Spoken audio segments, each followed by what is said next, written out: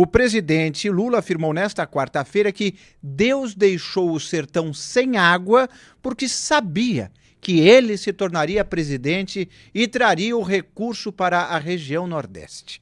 A declaração ocorreu durante cerimônia de entrega do primeiro trecho do ramal Apodi da barragem Redondo, na Paraíba.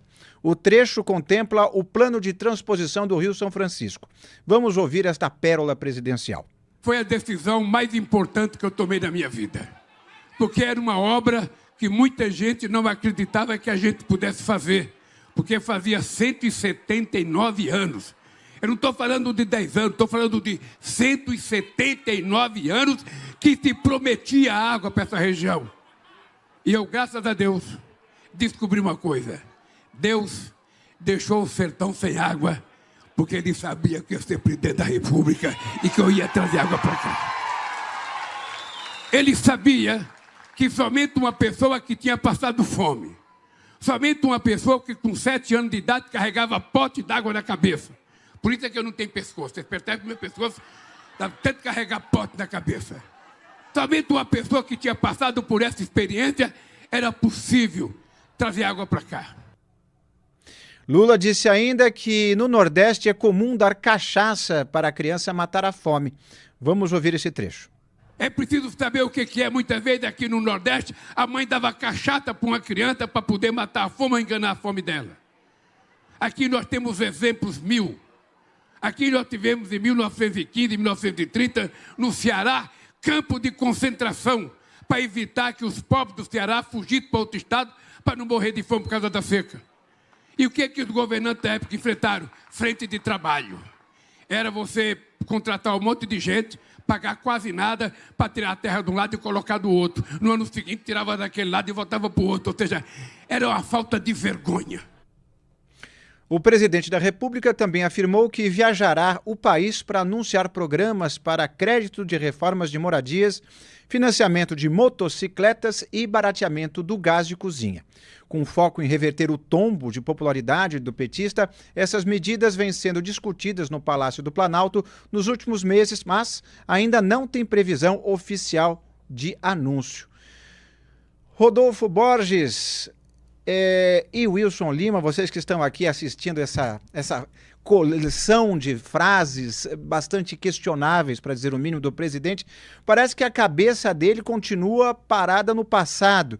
Vocês acreditam que essa viagem que ele vai fazer pelo Nordeste, pelo Brasil, com essa mentalidade de milagreiro, que acredita que Deus deixou as pessoas 179 anos com sede só para ele resolver, vocês acham que isso vai dar certo? Vou começar com você, Wilson. Bom, eu vou resumir meu comentário em uma frase. Eu vou ser muito breve, tá? Eu só vou ler um versículo do livro de Mateus, capítulo 7, versículo 15. Cuidado com os falsos profetas. Eles vêm até vós vestidos de ovelha, mas por dentro são lobos ferozes. Com essa frase eu vou entregar para você, Rodolfo, porque esse versículo, para mim, acho que resume bem o que é o presidente Lula. Eu também vou ser bem breve, vou completar só que eu acho que o único milagre do qual Lula pode se gabar é o da multiplicação dos gastos. E não é exatamente divino esse milagre, né? É difícil de justificar do ponto de vista da razão. Eu estou escrevendo uma análise exatamente para analisar isso aí. Mas, assim, não tem justificativa para ele, mais uma vez, porque não é a primeira vez que ele se compara a Deus ou a Jesus. Isso faz parte da retórica dele, né? E é lamentável, assim. Ele realmente, assim, o Lula já é ruim quando ele se atém ao discurso que está lá escrito para ele fazer. Porque geralmente é um discurso que conflita com o que ele pensa e com o que o governo dele faz. Quando ele fala, assim, de improviso, aí, assim, é só de se lamentar, porque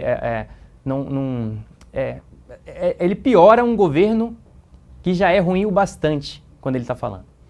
E ele não para de falar. E aí a gente só pode se lamentar. Rapidamente sobre essas declarações de Lula, era isso que o Sidônio queria quando queria que ele falasse mais? É óbvio que não. O Lula ele é imparável. E como a gente falou no bloco anterior, parece que o Lula faz questão de dar mais trabalho para o Ministério da Crise. Esse é o único ministério que trabalha no governo Lula. É o Ministério da Crise. É um governo que nada apresenta, cria uma retórica falaciosa e, no fundo, busca aí um milagre para sair do buraco. Só que não vai ser falando que eles vão conseguir esse milagre. Tem que trabalhar. E trabalhar dá trabalho.